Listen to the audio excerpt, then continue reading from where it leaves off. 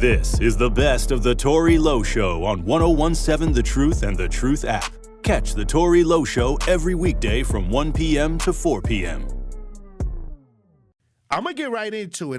There's a situation that's unfolding at the White House with Homeland Security, Kristi Noem. She's stepping down at the end of the month. Donald Trump said that she will be stepping down and being replaced by Senator Markwayne Mullin from Oklahoma. He's going to replace her. A representative from Oklahoma will replace her. There's a lot going on in this situation because it may allegedly have something to do with an affair. Well, if you're watching this, we broadcast live. We got video on this situation. Let's listen. So, Secretary Noem, at any time during your tenure as Director of Department of Homeland Security, have you had sexual relations with Corey Lewandowski? Mr. Chairman, I am shocked that we're going down and peddling tabloid garbage in this committee today. Reclaiming and my ma'am, time. One thing that I would tell you is that he is a special government employee who works for the White House. There are thousands of them in the federal government. So reclaiming and my is time, an advisor Secretary, it is and has okay for no, you to be no offended authority by to the be question. making any It is decisions. okay for you to has be no offended authority by the to question. be making But it is decisions also and a putting real in question. position. So what I would say And to you should be able to is answer that the what we do at the question Department of Homeland clearly Security every single and without day, any hesitation. every single day is to protect If this someone country is and asking to make if decisions. you or any federal official is sleeping with their subordinate, that should be the easiest. You should be wanting to answer that question. Is garbage? Because it is not about It is your sex offensive life. that you have brought It is that up. about your So judgment. that kind of garbage It is has been about refuted reclaiming for my years, time so and that you I need can to hear myself. recognize- Time belongs to the gentlelady from California, but it'd be nice if you would let her respond. I will. I want to let you know it is about your judgment and decision-making. It is about the 260,000 employees that work under you that want to make sure that you are giving information and making decisions clearly. It is about conflict of interest. It is about a national security risk. Department of Homeland Security was created right after 9/11 to protect the homeland. And DHS has circulated an internal bulletin to law enforcement partners warning that the conflict of the war we're in could inspire lone actors or small-scale cyber activity inside the United States, according to a memo obtained by ABC News. So American lives are at risk. The people who work for you are at risk. Did she ever answer the question, Andrew? That's a yes or no. Did you sleep with the mailman? No, I didn't. I don't go into nothing else. I ain't got nothing else to say. I didn't sleep. I didn't do it. It wasn't me. Like Shaggy, it wasn't me. Now, Andrew, we've been talking about this before we got on the show today. A lot of people around GKB, this is buzzing news right now. What's your take on this? Tory, look, when you're the ICE director, when you're the person who's in charge of Homeland Security, you can't be making mistakes like this. And we talked about the jobs most likely to cheat on their spouse. We did have that conversation. Politics was one of them. Politics was one of them. We always ahead of this. We came up with the jobs, the top 10 jobs that you got to kind of keep your head on a swivel. Her husband did not keep his head on a swivel. Her husband, I guess when you snooze, you lose. I don't think there's a lot of snoozing, Tory. Well, they could have took a nap. I don't know. But what I'm saying is, allegedly, she's been sleeping around. Many times when we talk about these, we wasn't there.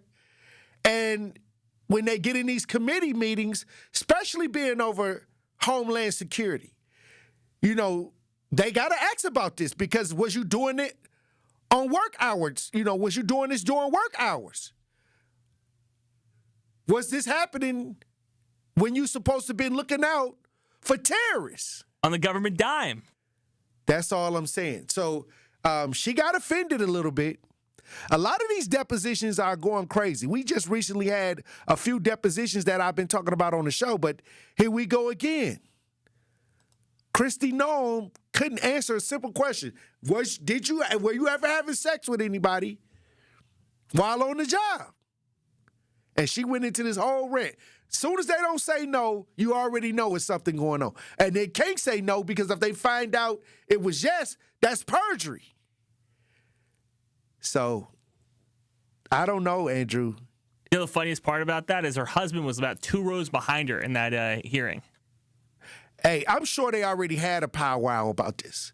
I'm sure he knows the truth at this point. If it's at the committee meeting and you getting asked this question, trust me, the husband already know what's going on. He just tell me to it straight, Christy. Tell it to me. What happened? You know, they did that in the back room. They got that all out, so now he's in character. You know, he's not going to show anything. He's going to have the stone face. I remember a couple weeks ago, we talked about this restaurant that said that they didn't want nobody coming in smelling like the weed, smelling loud, coming in with the loud odor. And a young woman got on the news and thought that the restaurant was kind of targeting blacks. I mean, we posted this and it went viral a couple weeks ago. This conversation about people smelling like weed. I'm talking about smoked out. It's in their clothes. They walking around with this weed smell. And now I look up and I see that a Milwaukee judge calls out marijuana odor in the courthouse. Now, all I'm saying is this. And I said it a couple weeks ago when I heard the story about the restaurant and the dress codes, and not the dress codes, but if you smell like marijuana, don't come here. You know, and I kind of, felt like, okay, they might be side-eyeing the black culture, even though everybody else does it, Even though everybody smoke weed, let's get that straight. Everybody smoke weed. But is there a certain way that blacks smoke weed that allows for them to say, hey, look, we don't want this type of weed smoker coming through, the one that's smelling like weed? Now, there's a lot of different ways to consume weed, or edibles, or, the way that certain people or all people can use marijuana and digest it or whatever. But what I'm saying is, now that we're seeing these huge conversations about the weed, people smelling like weed. Your relative come to your house and they smelling like weed, eyes all red. We done all seen it. Well, I seen it. I don't even smoke weed. But I do know, I ain't gonna front like I ain't got relatives that I was like, hey, you smell, you smell like weed. You smell like you been smoking on that skunk. But now, we got the judge downtown, Borowski. And we had conversations about Borowski in the past on a lot of different things. But now he back in the media calling out the weed, the people that smelling like weed at the courthouse. If you're watching this, we broadcast live. We got some video on this. Let's listen. Like strong, earthy smell. People say it's a common odor. I've smelt it at restaurants. I've smelt it, in taverns. Becoming more common at the Milwaukee County Courthouse. Kind of like rotten skunks. That's the way I describe it. A smell that some people say they've caught when? You get the whiff when you're in the security line and you're getting in. I was walking through the tunnel to enter the courthouse today and I could smell. And now is seeping into courtrooms. I'm not thrilled that my courtroom smells like marijuana. And getting the attention of Judge David Borowski, disrupting enough to him to address during a sentencing hearing Thursday. The hallway outside my courtroom smells like marijuana. Awful ton of marijuana. Despite the no smoking sign seen throughout the building and this fact, still illegal, and the courtroom is bad, the hallway's worse. The judge fed up. Courthouse smells like weed every day. Others agree it isn't a good look given the circumstances. If you come in there for court, you want to come in straight, not not half trashed. While others are more indifferent. I'm not for or against what people are doing with their own lives on their own time, but it was just interesting to me that I noticed it today, and now here I am talking about it. All right, well, I'll say this. And I want to bring Truth Nation into the conversation because we talking about people smelling like weed. A lot of people say they have a right to smell however they want to smell, I guess. Weed, a lot of people got body odor, maybe they can't smell it. I don't know. They say once you can't, some people can't smell their own self. But all I'm saying is, I got a question. Is there a public standard on how people should conduct themselves at this point? Because just the other day, we talked about the pajamas in Tampa. They said you can't wear pajamas anymore on the airplane. And I know that different organizations, like, would you wear pajamas to church? You would not wear pajamas to church.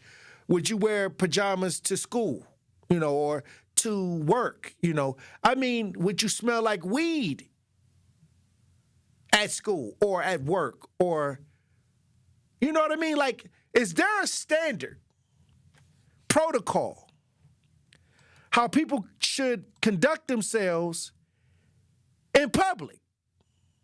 Because I'm seeing all this talk about, I don't believe that people should be doing this. Smelling like weed, I don't believe people should be wearing pajamas.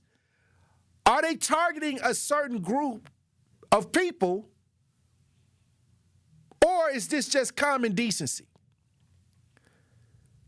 Everybody should have a certain standard on getting out and when they're amongst the public. I don't know. 833-212-1017. I want to engage in this because I've seen people say, hey, look, I got a right to express myself. Now, I wouldn't personally go around smelling like weed. I try to wash up every day, try to make sure that I'm presentable, But some people say, hey, I don't want to take a shower. I got a right to walk around 3 days, 4 days without hopping in the shower. Hey, I think that many times when we talk about this, we got to make sure that we're understanding that, are they targeting a certain group of people in our society? It could be black, white. It could just be weed smokers that smoke loud, the skunk, whatever they call it. And then should they be targeted for that? I think that body odor, any BO, is offensive to me. Like when I'm out and about, you try to make sure that you present yourself in the best way possible. That's what my grandma always told me. You know what my grandma always used to tell me, Truth Nation? She said, if you go out there with some dirty drawers and you get in an accident and they cut your clothes off and it's dirty drawers, you got dirty drawers on, I ain't coming out there. I ain't even going to come out there to the hospital. That's what my grandma used to say. Let me know you got to present yourself the best way possible at all times. But is there a standard? A standard way, a universal way that we got to conduct ourselves in public, Truth Nation? Because I'm hearing you can't smell like weed. I'm hearing that you can't wear pajamas. A lot of y'all going to Walmart, going to the grocery store in y'all pajamas. A lot of y'all started flying on the planes in y'all pajamas, and a lot of people got a problem with that. 833-212-1017. We got Kay on the lines. How you doing, Kay? Good. Kay, hello? How you doing, Kay?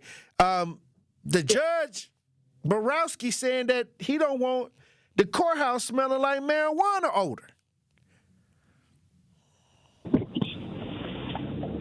Okay. I mean, what's your opinion on this? My opinion is if you don't like folks' house rules, stop going over their house. I agree. Now, would stop you? Going over their house because nobody really invited you. You chose to come there. You got to handle your business there. Nobody's sending you a letter come out. We really need you to come down here to take care of your business. No, what the problem is your business is trying to handle you. So that's why you have to go into places. So we should not have to smell your funky weed. We should not have to smell your funky butt because I want you to know if you got on pajamas and you at anywhere where I am, I want you to know we know you ain't washed your tail. Because nobody washed their tail to put on pajamas to go anywhere. Same thing with them nasty bonnets and them filthy house shoes. Yes, have some class about yourself. And it's not targeting nobody. Who is targeted is nasty, trifling folks. So if that's you, whatever your color or creed is, it is what it is. Have some respect for the game. Period. I'm not saying I'm a saint, but when I did it, I had respect for the game. It ain't everybody's business that you smoke marijuana. So you saying you got to have common decency? Yes, nobody wants. If we wanted to smell it, we would smoke it. But yet again, you are these people are in public places. If you don't want to abide by folks' house rules, stop coming to their house. Nobody goes where they're not wanted. Some of them do though. Right. But we sick of it, and I'm one of them. I don't want to smell like that. I don't want to. No, I get tired of when I'm driving behind somebody. Their car is so reeking full of marijuana. It comes through my vents of my car. What? While you driving down the street? I kid you not. On the street, yes. Wow. Yes. It's ridiculous. Nobody's saying don't kick it, don't have your fun, don't do X, Y, and Z. But do you. But when your stuff starts spilling over into other people's lifestyles, then by all means, you goddamn right, you got something to say. Well, I appreciate and I'm one of the ones that got something to say. Well, I appreciate you for tapping in because I guess this is a problem. It's offensive. Only a hit dog gon' holler. Only a hit dog is gon' holler.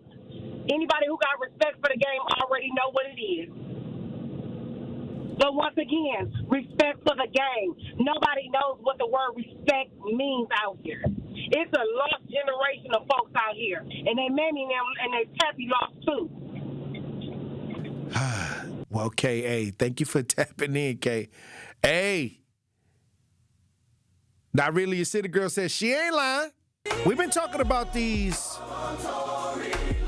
I guess, people that are upset. The judge, Borowski. You already know, Borowski has been in the media several times, controversial. A lot of people got a lot to say about a lot of the things that come out of his mouth. But this time, he's talking about the weed down at the courthouse, people rolling up before they got to go to court. Or maybe it's a trial going on and they going down to support, but they had to, calm their nerves by taking a puff pass. Also, on being targeted is people that's wearing pajamas in public, pajamas at the airport, bonnets, sleepwear. Hey, I need y'all to call in. If y'all wearing bonnets to Walmart, don't let this hour go by without you commenting and fighting for what you think is right. You must think it's right if you're going out there with the pajamas on. Where you at? If you smoking weed, and I know it's a lot of people that's out there riding around listening to the show right now, don't be silent now. You loud. You smelling loud. Call in 833-212-1017. We got Kay calling in with a follow-up. How you doing, Kay? Yeah, it's just sad to hear our people always trying to dumb stuff down to make it acceptable for us, for black folks to do. That's the problem now. No, it's not okay. No, we're not going to just sit back and allow people to come out smelling like marijuana. Just like we banned smoking in public, they can ban having marijuana smoke in public as well, in restaurants and all the rest of the stuff that they have banned smoking. Let's stop doing that. And it's not that they're targeting anybody. Look at who's doing it. Stop doing it. But we're not going to sit up here and act like other nationalities aren't doing it either. Right. But guess who's out in the front line, always on the front line for BS? And we always want to co-sign and enable and make it all right. I just got done saying it's sad that the older generation, yet again, opening up their mouth with foolery. Let me tell you something. It ain't acceptable, not no shape, form, or fashion. And if you got a body odor, it's stuff out here for your body. Ain't no such thing as you can't afford it.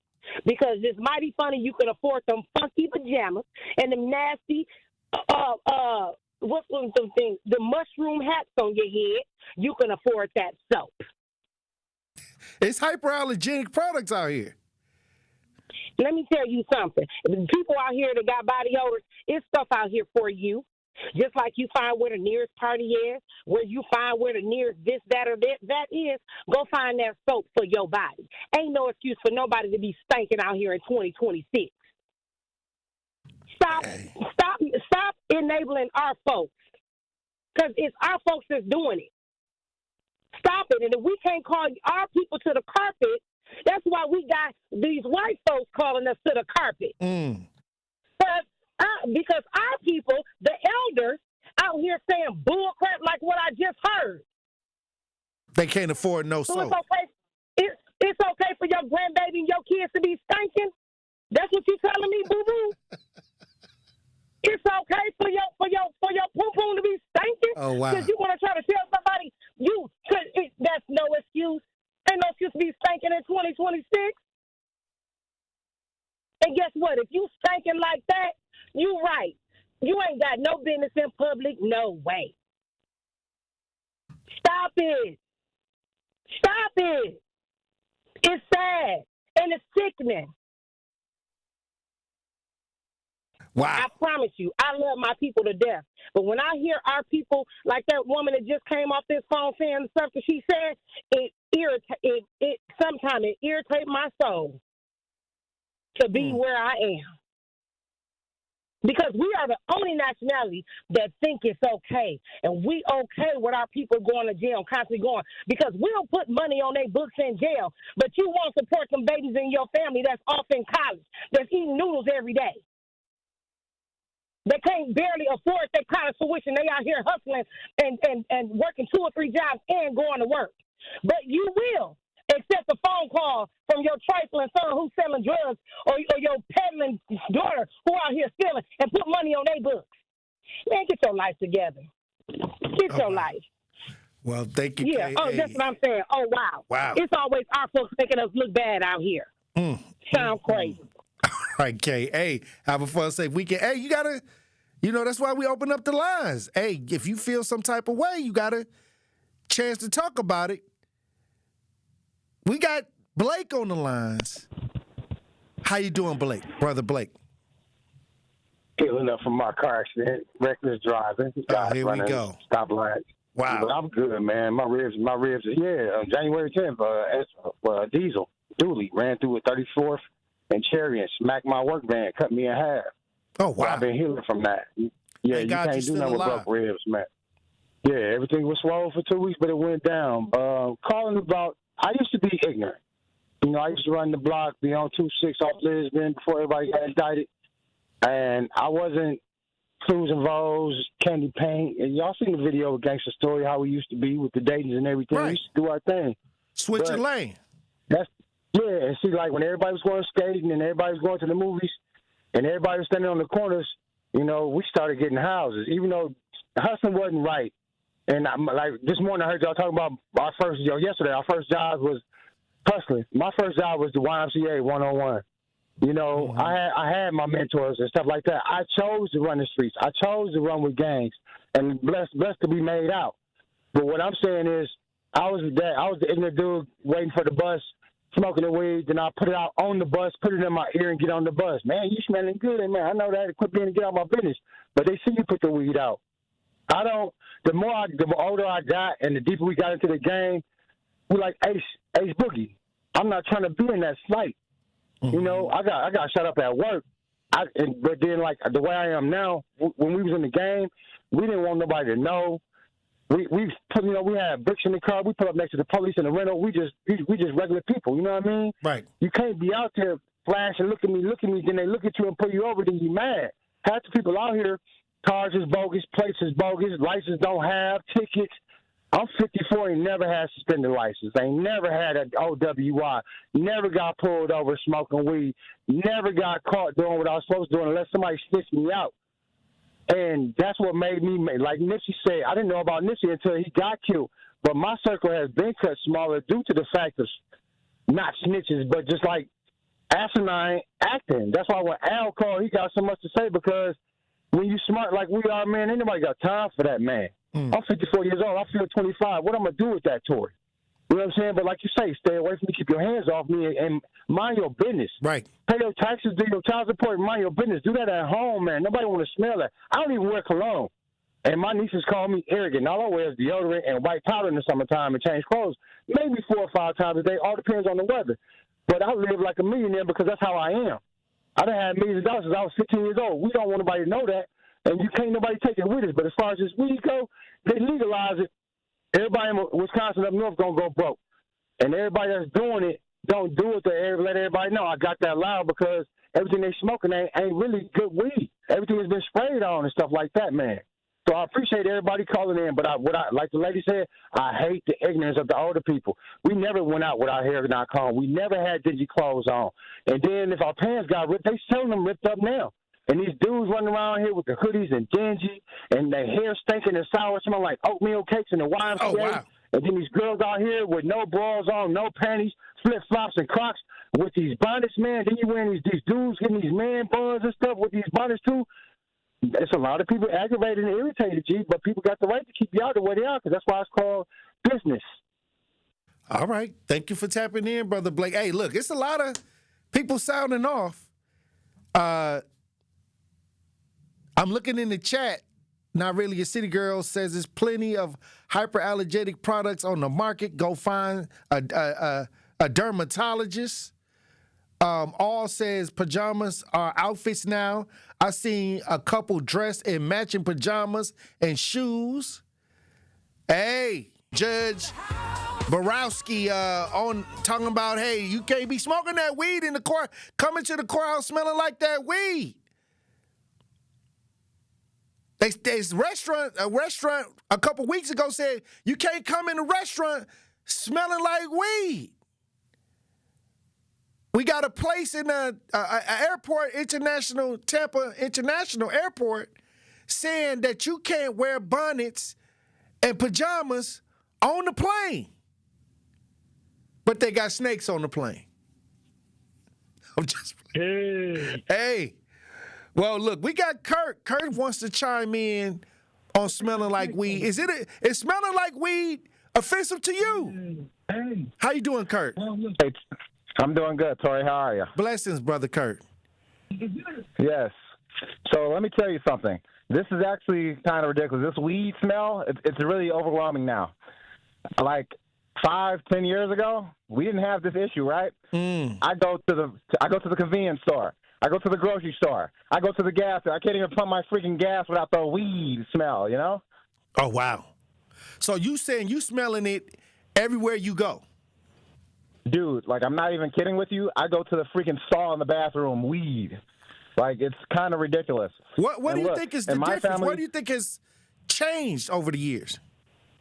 So what's changed, man, these regulations, you know, like, they've made it legal in this place, that place, and, like, people really, they're just having free game, free will, open season on the weed now. Oh, wow. Now, when you got it in your clothes, because if you smoke weed, if you go like how people do cigarettes outside and you smoke a few cigarettes and you come back, and you don't have that smell, but what are they doing to make it entrenched into the clothing? So check it out. I do a little research, man. It's the science of it, the potency of that of the marijuana. You know, it sticks a bit more than like a regular cigarette. It's something that we really haven't seen regulated before. You know, it's still very fresh, very new. All right. Well, like I said, so is there a public way to present yourself that's universal, like a code of representing yourself in public? Yeah. Pretty much. No, look, let me tell you, Tory, if you come outside smelling like butts, man, forget about it. That is not how you do it. Look, I come from a nice Christian religion background. I'm not saying you got to be Christian or you got to be Muslim, whatever it is. But what we make sure we do is we make sure we take care of ourselves, clean ourselves, shower ourselves, bathe ourselves. You don't walk out smelling foul, man. And then the weed on top of that, forget about it. So walking around smelling like weed and is very disrespectful. That's what I'm hearing, Kirk. Disrespectful, foul, you name it. Oh, wow.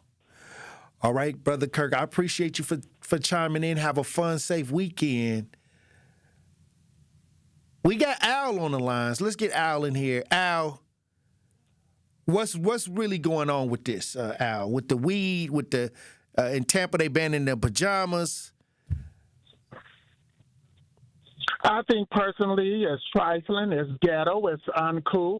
It shows a lack of class. But my thing is, why would you want to go out in public with pajamas and a bonnet on? Why would you want to go outside smelling like weed? But what I find to be so funny, anything to lower the standards, people always get on board. But say, hey, get a college education. Be an outstanding individual. Stop acting like a monkey. Oh, now you're being racist. Oh, you're being racist. And it seems like to me the standards is being lowered. But see, when you lower the standards, the less they have to do. Now, I grew up, and my mother made a point. She ain't going nowhere with no rollers in her head, and she ain't stepping out the house in no bonnets and no pajamas. And I seen some people come in a restaurant with bonnets and pajamas, and the way it looked, them panties was not clean. That was on her ass. Oh, wow. But I never could understand, why do they have to have a conversation when it comes to you having class and substance? But then when they talk about you like you a piece of trash that jumped out of a dookie booster of a dog, now everybody get upset. But hey, if you like it, I love it. And you know what? I hope them people go move up to Warsaw. Go move up to Oshkosh. Because the only thing you're doing is you're tearing down the community. Why would you? And here's another thing, Tory. I had somebody take a bath and soak in hot water. And do you know when they got out that water, they still smell like gas station incense? Oh, wow. And they soaked in hot water. But everybody said weed is life. My weed, I got to have my weed. Well, could you take that money you spent on that $3,500 and pay your weed energy bill? Could you make sure you pay your rent before the first? But anything that deals with stupidity and ignorance, people are going to get offended. But ask them about paying them college tuition for their kids, but they got money to put on their goddamn books when they go to jail. How about that? Have a good day. Oh, wow. Hey, look, I'm gonna tell you right now, like a lot of people don't want to smell no BO when they out. When weed is BO. I mean, you may call it weed, but that's your body odor. And a lot of people get offended by it. IR, we got IR on the lines. He want to comment on this weed situation. IR, how you doing? I'm good, man. How about yourself? Blessings, brother. All right. So, yeah, I definitely want to I got an opinion on that, too. Like, there was a guy that was just saying recently about a Christian. I just feel like what the Bible says, we all have to conduct ourselves with decency and order. You know what I mean? And I think everything should be done in decency and order, right? Absolutely. And this goes, I'm Mexican, but I think, Latinos and black people, so-called black people, I think we're the same people. We have the same type of history, we're going through the same thing. So this goes towards also Latinos as well. But like I work for a company where they rent cars, and every car that we get, this is every single day that cars are just they smell so bad in weed that you can't wipe this stuff off. We'll have to hire detailer, a professional detailer that comes with these special chemicals because we can't wipe this stuff off. And then the crazy part is that a lot of the times these are the same people renting these vehicles, and every time they get charged $250 extra. So I'm like, after man, they leave the smell in the car. An issue. Right. Yeah, it's an issue. Like, why would you want to pay $250 every time? Like, man, you can't just smoke before you get in the car to go handle your business. Like, is it that bad? I mean, people are going to jail, and then I just heard, they're going to jail smelling like weed. I just really feel like the Bible also mentions too, like we have to be sober minded. You know what I mean? And how many of us, go to church smelling like this? Get out of church and continue smoking. Like, I just feel we just have to conduct yourself a little bit more better. You know what I'm saying? I agree. And when we talk about common decency, this is the least you could do. Right. Common sense. Hey, I appreciate you for tapping in and speaking your opinion. We got Nana on the lines. Nana want to comment on the weed. How you doing, Nana? I'm doing good, and thank you for pronouncing Nana correctly. I have two comments. First of all, I'm going to address the pajamas and the bonnet. I am so sick of that because it's just degradable, not disrespectful. That it may be as well, but it's just degradable. You sleeping in the, I almost said my normal word, in the crap. Yeah, you got to, we on the radio now. Yeah, you sleeping in the crap that you going out. Okay, I'm gonna try my best.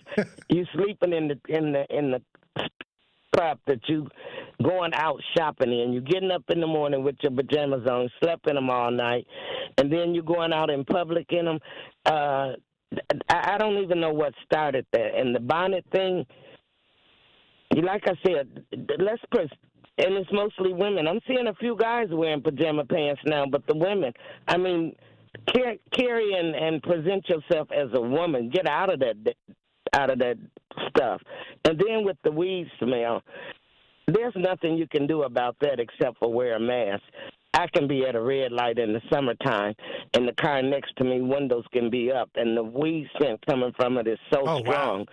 That's something we're just not going to be able to do anything about. Weed is not going anywhere soon. I don't think people should get put out of a place because they smell with weed, because if you're going to do that, then put out those women that come in those pajamas and they stink too. And then also, you got people that are just musty and they smell. So we're going to put everybody out of every public place that smell like no something. Body odor. You can't come in. Yeah, well. A lot of folks, they're going to be ordering. They're going to be ordering out. Well, if that's what they do, but you're going to lose a lot of business because there's a lot of stinky people around, Do the breath, is the breath included? Yeah, I mean, I'm going to say this. You got people, when it comes to body odor, you got some people that has allergic reaction to soap, deodorant, and it may be a medical reason. It might not be because they want to stink. It may be because they can't use deodorant or soap, or they may have to use a certain type of soap. Yeah, it might be a certain medical soap they can only use that they may not be able to afford. Like I said, if you don't like the smell of these things, then wear a mask. That's all you can do.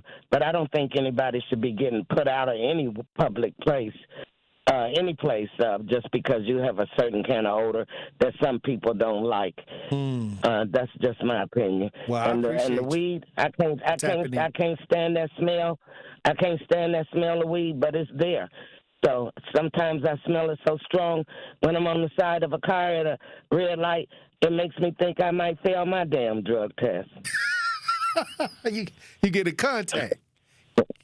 Yeah, so it is what it is. We have to adapt and, adjust, whatever, the case may be. But, it's here, and it's reality. Nana, I appreciate you for tapping in. You don't have to do it. Yeah, you don't have to participate and do it, too. But you may have to find a way to deal with it and accept it because, like I said, nothing we can do about the weed smell. If the cops can't do shit about it, Oh, wow. We was trying to get her off before she, let off, something. I'll say this. It's real interesting when you talk about just this weed, the bonnet, the pajamas. Is there a certain section of the community this is aimed at? This is what certain culture out here that's going around smoking loud, that's wearing pajamas and bonnets, because it seems like it's under attack right now. Hey, look, I want to head over to Chicago because there's something happening that we talked about right here on the Tory Lowe Show, and it's been discussed, but now it seems like in Chicago, alderman is taking action. A Chicago alderman proposes holding parents liable for teen criminal actions. I said this was going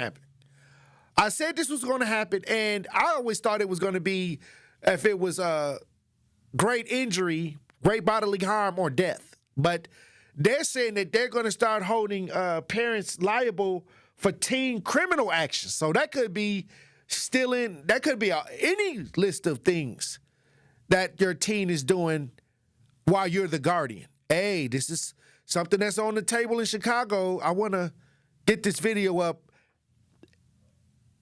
and I want to give my opinion on it after y'all see this audio. Hey, look, if you're watching this, we broadcast live.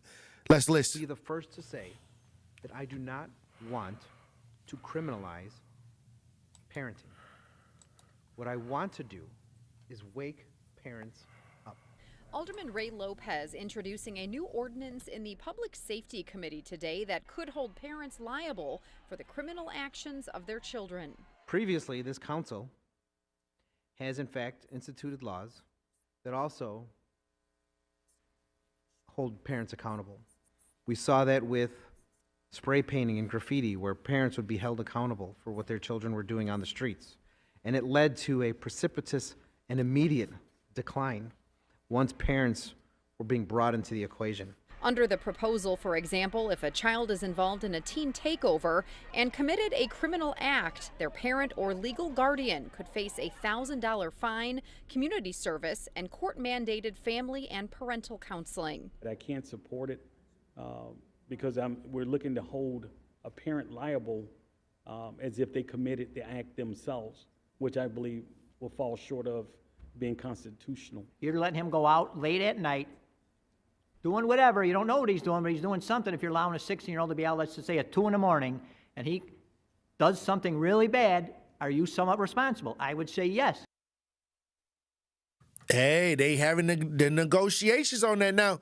Now, I'll say this. You can't control the child, whatever they do out, sometimes out in the public, you may not know, but if they out past 10 o'clock, it's 10 o'clock, do you know where your children are? If you got a young child out past 10 o'clock, and something happens bad, I don't know.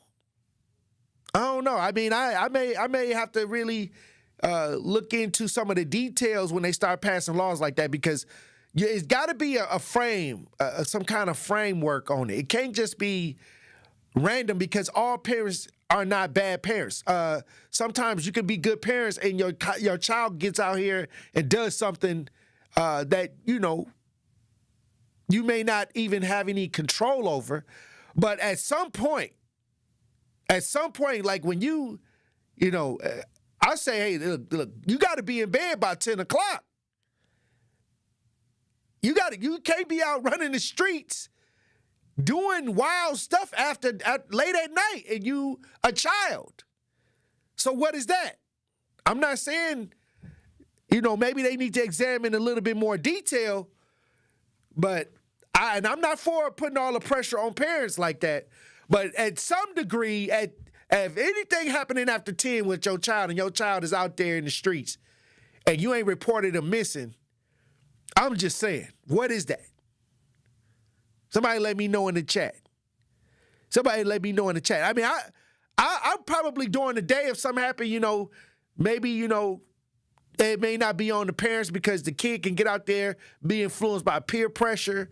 It's anything with the internet, I'm not trying to make no excuses, but All I'm saying is if your child is out there late at night running wild at 1, 2, 3, 4 o'clock in the morning, breaking in houses, stealing cars, and they can do that during the day too. I mean, it just depends on the degree of crime. And I think that it should have been with great bodily harm and serious injury. And maybe, when you talk about different degrees of criminality, I think they should have a list of what could be considered punishment for parents. But just to have it overall, like if your kid get out here and do something, you going to get in trouble, I don't know. Because that may be stepping on some type of violation because now you at work and all of a sudden something happens and now the police coming up to your job. And I don't know if they're going to have to really define that. Minister Kevin said, best news I've heard all day. I hope it passes. You are responsible whether you're a good parent or not. Josh goes on to say, I think sometimes with parenting, we overlook those, I don't know what he's trying to say. With trauma, some of these kids' parents need an evaluation because good parenting don't override genetics. I'm just saying. Well, I'll say this. I just think that if they're going to, I already knew it was coming because sometimes some of y'all didn't let y'all kids go all the way to the left. Now, y'all didn't let them, it wouldn't even be a conversation if it wasn't a real problem. But I'm going to give some pushback a little bit because some of y'all didn't let y'all kids run wild. And now they a problem. Now they out here committing problems. And now they trying to give the parents some type of liability for the kids out here being a real problem to the community. And I think the parents may fall. I mean, if it go through in Chicago, trust me, it's going to start going through everywhere. It's going to start floating around. Whatever they pass in Chicago, if they get it in Chicago, we going to see it in our community as well. We got Adam, if you want to chime in, 833-212-1017. Adam, how you doing? Well, thank you. And I can get down with the community aspect of it, but I can't get down with the financial hit on the family. And it just seems like another way to disproportionately affect the black population. I'm white. I grew up in northern Wisconsin, and, us white suburban kids got into just as much trouble as the kids in the city. It's just a part of growing up, and you can't control your kids 100% of the time. But the community aspect, the community service aspect of it, maybe I could get down with. So just hit them up with the community service. Yes, sir. And maybe some counseling. Yeah, I could do that, but the financial thing, I think that's just going to cause more problems for the family. Then it would help. Okay, that's a good point. That's a good point, Adam. I appreciate you for tapping in. Hey, look, $1,000 they saying the fine, and the family may be already struggling. So I don't know. That's why I say they have to make it more defined. They have to define the rules a little bit more instead of making it a general concept. They have to really aim it at a certain specific behavior or specific parenting style. Because I'll say this, and Adam is right. You working hard to maintain, and then something happens. All of a sudden, you get slammed with $1,000 citation. That could break the family budget, especially in certain communities.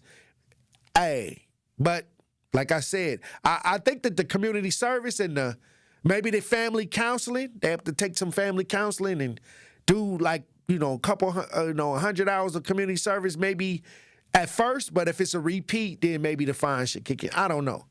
Y'all let me know what y'all think in the chat. As the show continues. That's a lot because if they can pass it in Chicago, trust me, we might be next. So in Chicago, they working. An alderman is working on proposing holding parents liable for teen criminal actions. Do you think they should pass it? Do you think they should pass it? 833-212-1017. I want to know because some of y'all parents right now, y'all might be in trouble.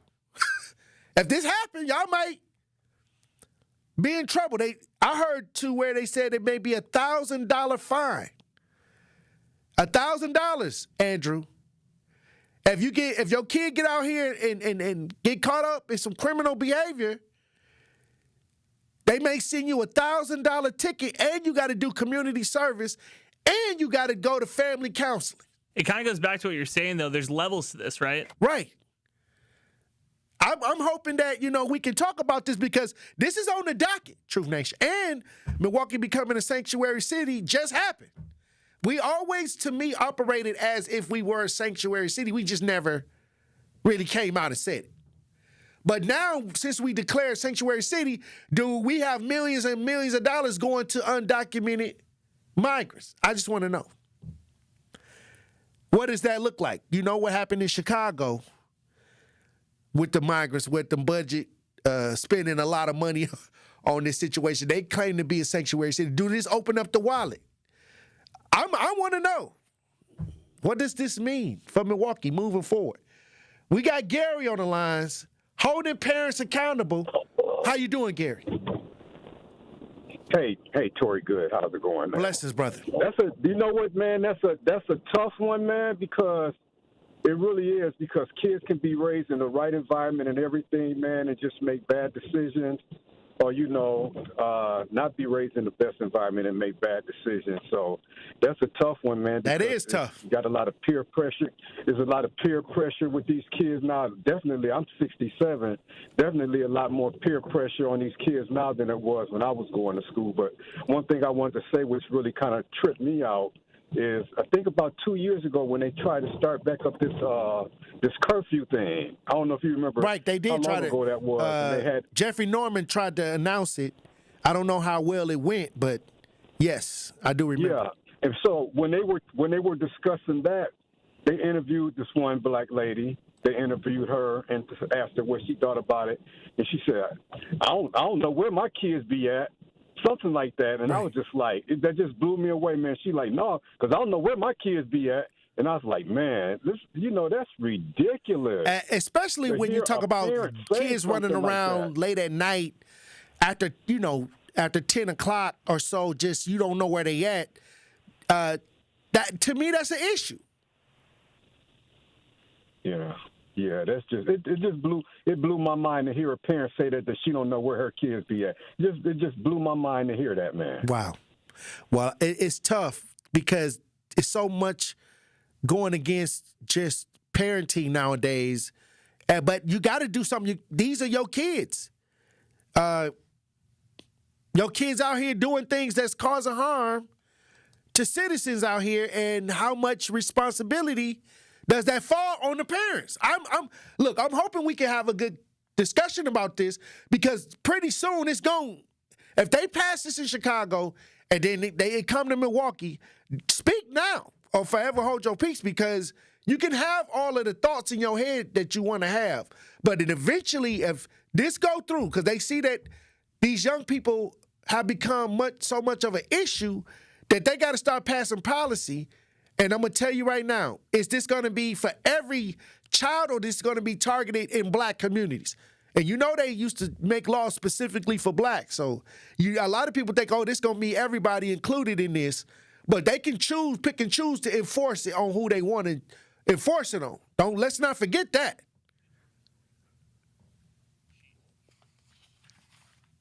Also, I want to go to this Georgia story. Father of accused Georgia school shooter found guilty of murder. The father. Now, this is happening in Georgia, where there was a school shooting.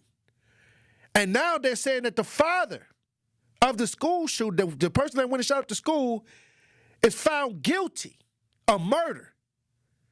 If you're watching this rebroadcast live, we got some video on this. Hit that like and subscribe button. 1017 The Truth on YouTube. Let's listen. This morning, the father of a Georgia teenager accused of killing 4 people at his high school in 2024, possibly facing the rest of his life behind bars. We, the jury, find the defendant guilty. The jury deliberating for just 2 hours before convicting Colin Gray of second-degree murder and more than 24 other charges. The swift verdict coming after an emotional 2-week trial, where prosecutors accused Gray of giving his then 14-year-old son, Colt, an AR-15 style rifle as a Christmas gift. The suspected shooter seen here on surveillance footage with the gun stuffed in his bag before prosecutors say Colt killed 2 students and 2 teachers. His son was a bomb just waiting to go off. And instead of disarming him, he gave him the detonator. Prosecutors pointing to years of troubling warning signs, showing the jury the teen's bedroom wall lined with photos of the Parkland school shooter. But Gray, taking the stand in his own defense, said he never saw it coming. Is there any, if you can remember, any red flag or anything that Colt did that would make you believe that he would ever be capable of doing this act?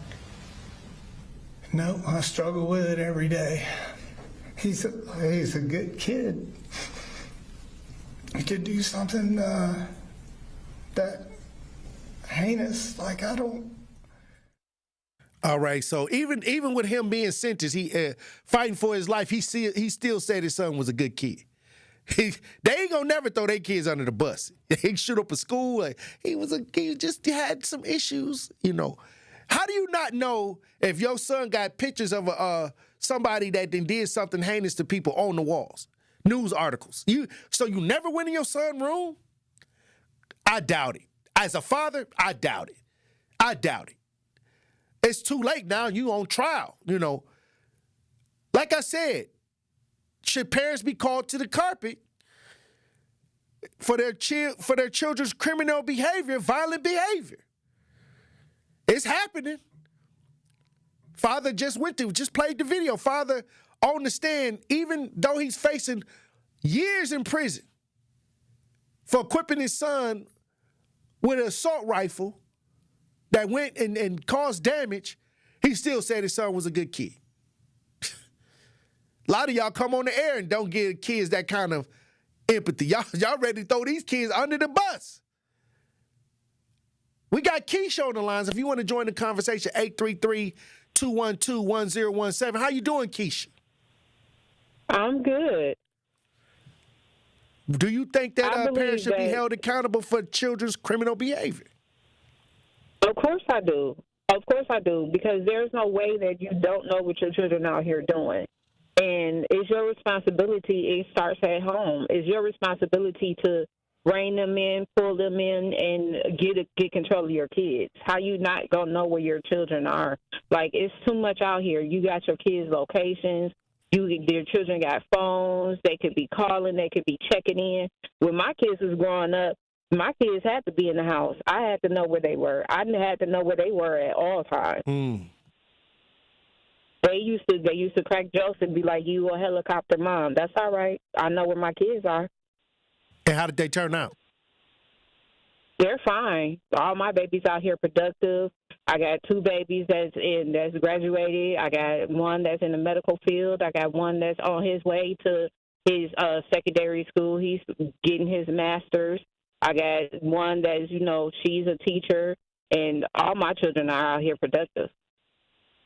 Well, that's kudos to you and salute to you for understanding that, you got to make sure that as a guardian, you do your best to help your children and not aid them, by allowing them to be undisciplined. You got to set them up for success. You don't set them up for failure. Well, it seems like you're doing a powerful job, Keisha. Thank you. Hey, look, I appreciate that. That's good news to my ears. That is good news to my ears. We got video. Hit that like and subscribe button if you're watching this rebroadcast on YouTube, 1017 The Truth on YouTube. Let's listen. To our newsroom, an update from the Mugwanago School District, who says last Thursday, a parent boarded a school bus with a firearm in a lockbox and rode the bus route with that firearm. The school district says that the parent boarded the bus due to a quote, personal safety concern, and they did mention that this weapon never was removed from that lockbox, but of course now they're going over protocols when it comes to the bus company, safety concerns, especially with non-staff riding the school bus. So this all happened last Thursday. We know the parent was from Section Elementary in the McGuanago area school district, and they came onto the school bus with a firearm securely in a locked box, but rode that bus route. It's not clear how long that parent was on the bus and what that personal safety concern was. But of course, we will dig into that to bring you answers in terms of how this happened. All right, now I'm gonna tell you this: I didn't hear no charges was brought. I guess you can ride on a school bus with a locked weapon in a lockbox, long as it's in the lockbox. Because I didn't hear any charges with this situation. I just heard that the parent rode the bus with this gun that was in a lockbox, rode the whole route. What's going on?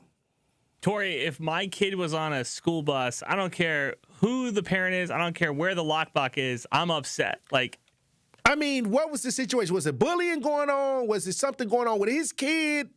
Does he have a kid that go to the school? That report right there was very vague.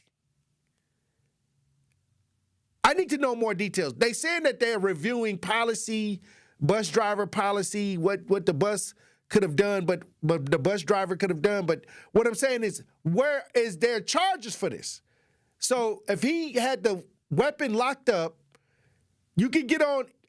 Can I walk into anywhere as long as I got my pistol locked up, locked away? Shouldn't the policy just be don't have parents on school buses? I thought it was no guns. Yeah, I thought too. that no guns was allowed. It don't matter how you brought the gun, right? What if I had it in Tupperware? Can I do it then? Long as it's locked up. What are we doing? Take the clip out. Take the one out the chamber. You could have it in the Tupperware. That makes me nervous. Mona Elephant says, sound about white. I can't even be in my children's class without me having to tell everyone in the school. Yeah, you got to, everybody, when I don't think a black person could have got away with this. I don't. Nobody that looked like me could have got away with nothing like this. But what I'm saying is, they never gave the reason that the parent got on the bus. I would assume, when I hear this story, that something went on. Well, this is just my opinion at this point. I don't know. I didn't see the details. But I would assume he got on the bus upset about something with his child. You know what I mean? So it seems like this was an intimidation situation where he was trying to intimidate somebody. And he probably did his homework.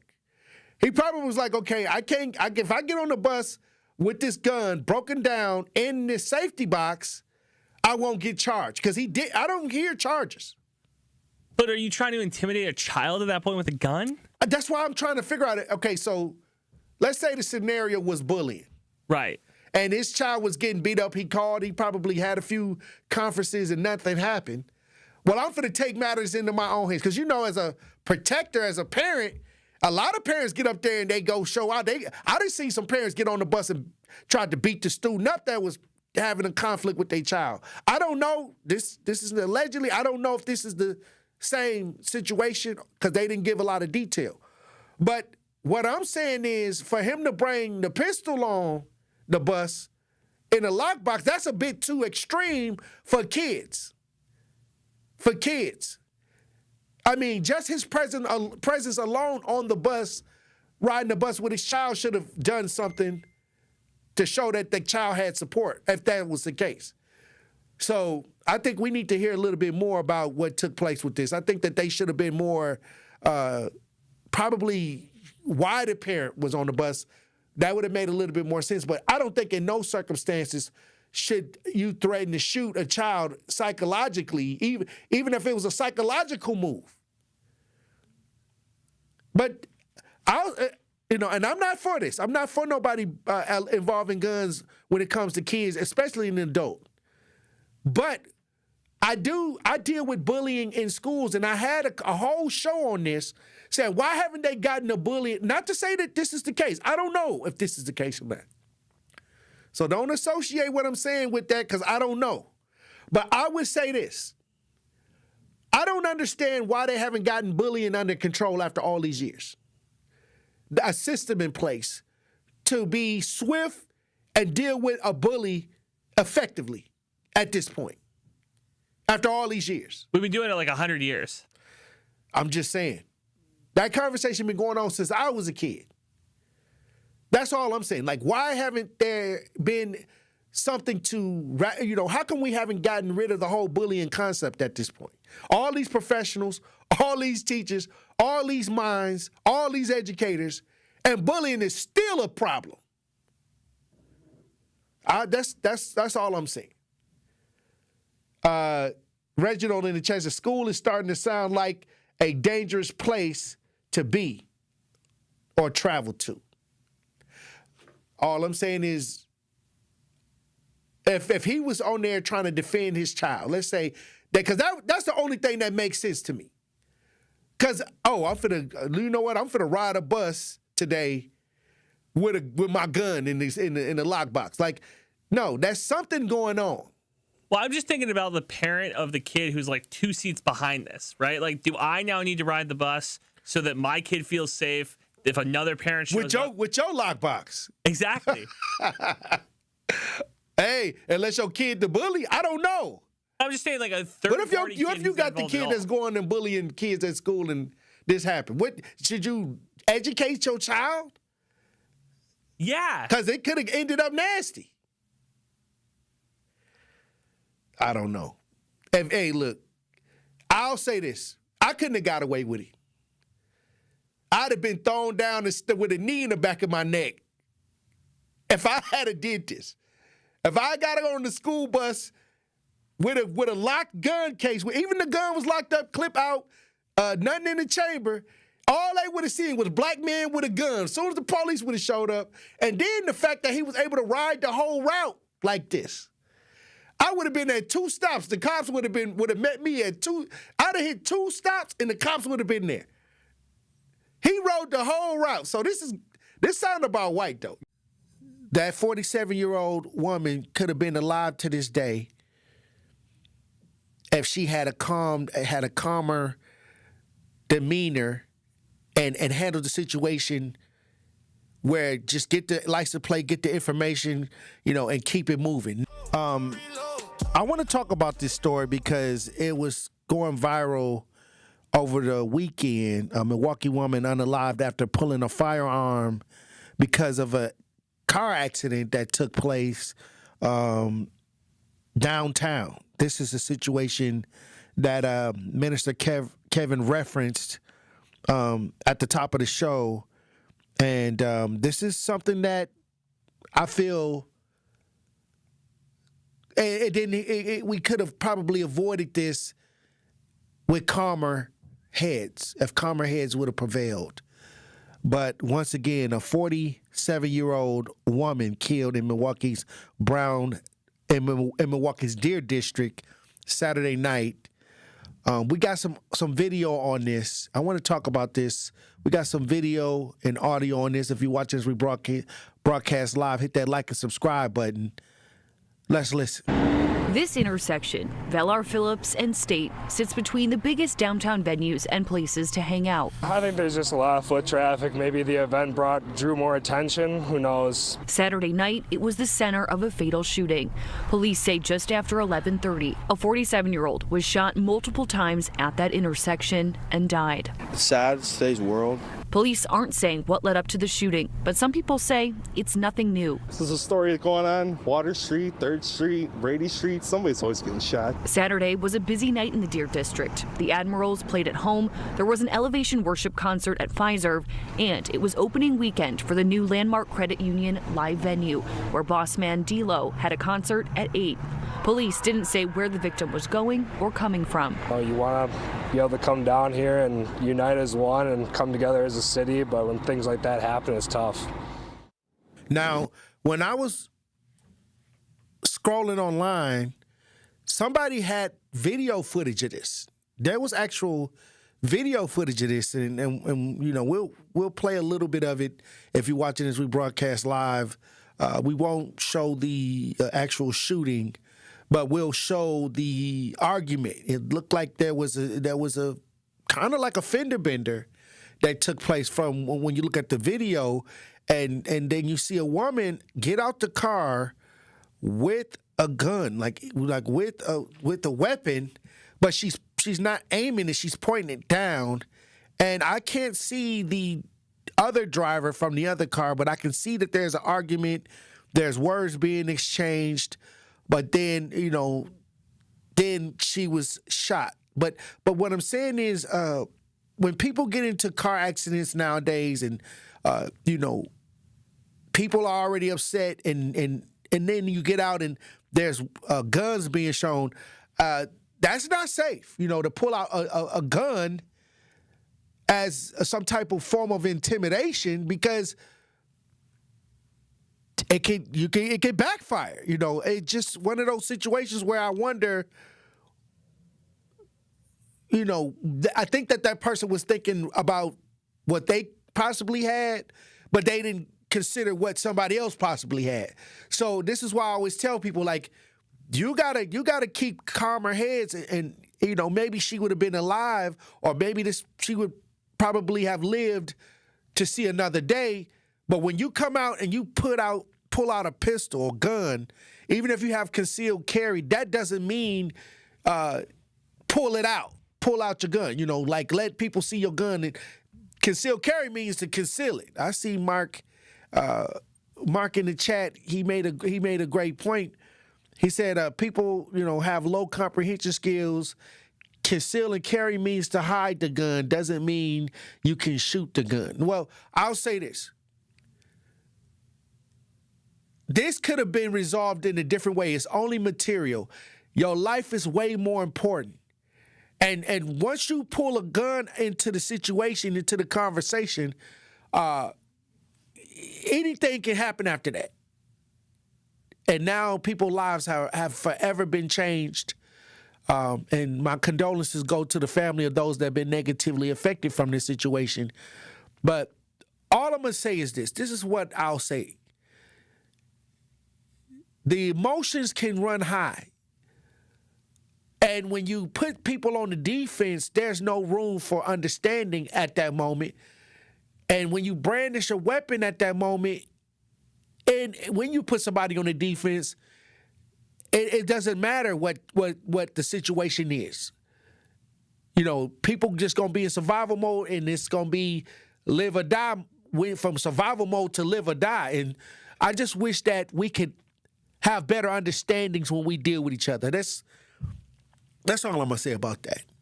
I wish we could communicate a lot better with each other. Understand what I'm saying? People need to calm down. And I see a lot of situations where the situation could have been better handled. But when you get emotionally impulsive and out of control, then you leave the door open for so many other factors that can play a part that probably wouldn't have never taken place when you open up them doors. If I could say anything to anybody from this situation, because I've seen the video, and I've just played the video, some of the video. That 47-year-old woman could have been alive to this day if she had a calmer demeanor and handled the situation where just get the license plate, get the information, you know, and keep it moving. Now, we screaming condolences to the family. We got to learn how to be emotionally intelligent and understand that every situation ain't a live or die situation. Every argument ain't a live or die situation.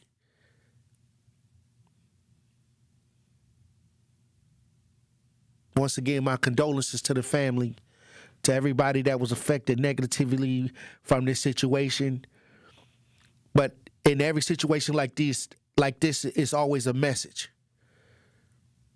And the message is sometimes it's just better to calmly approach and have control over yourself and deal with the situation from a more calmer standpoint and get home. With a hip issue and now is leaving with a brain issue.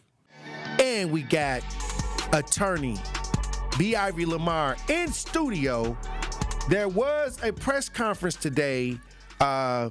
B. Ivy Lamar, he was retained by the family of Christopher Robinson Jr., who was shot inside emergency department of Aurora Sinai Medical Center during the early morning hours of Monday, March 2nd, 2026. Robinson remains alive but on life support, and his family is demanding answers about how such a violent act can occur inside a hospital. How you doing, Attorney B. Ivy Lamar? I just seen a snippet of some of the press conference that you had today outside Sinai. How you doing today? Man, I'm good, Tory, man. It's good to be here. Lift the mic, point it, get it up. The mic, Andrew, something's going on with the mic. Somebody need to come and fix Lamar's mic, yeah. Hey, can you hear me now? His mic is falling over. All right, how you doing, Lamar? Man, I'm good, Tory. I'm happy to be here. Hey, look, Lamar, busy as usual. Yeah, unfortunately. Yeah. But what I'm saying is many times when we talk about a lot of the things you have to do as an attorney, civil rights attorney, which is, get to the bottom of what took place. Many times when you have different situations that you have to address. But this situation, in emergency room, I've never heard of somebody walking into emergency room letting off shots. You know, Tory, this is a situation that is, unfortunately, I have a lot of unique cases, but this one right here is one that, you know, shocks the conscious. You know, it's one that you think about going to a hospital, any hospital, when you think about the betterment. You know, those are the type of things that you think about, getting healed, you know, recovering. You don't think about going into an emergency room, going in with one emergency, leaving out with another emergency. Going into one hospital, getting transferred to another hospital. These are the type of situations that, you know, I just don't think that there's any rationale that could explain these type of circumstances. And is he still alive? This is the question, because on the news, they were saying that he had passed on previous reports.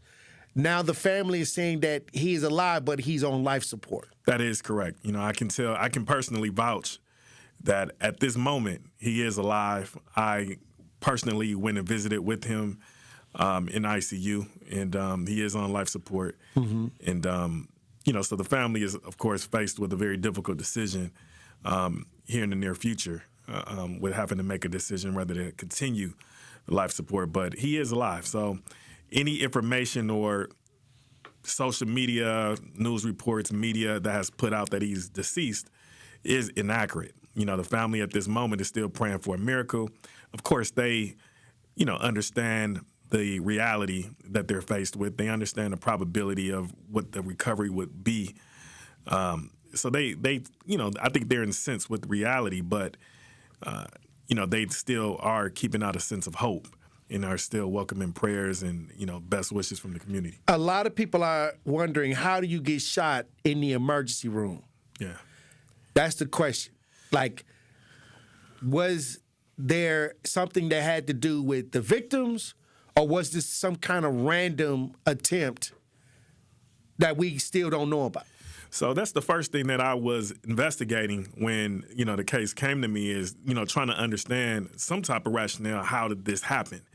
One thing I can tell you is that the mother was with Chris Robinson when this occurred. Oh, wow. So she witnessed the whole thing. I mean, so I'll just kind of start back. He goes to the emergency. Initially, he had a hip injury of some sort, so he was kind of dealing with some hip basically just a hip injury. Yeah, so this is, first of all, this is something that could have happened to any of us. He's in the emergency room. He's there for a hip injury, and he's just kind of waiting, you know, patiently, as would us all.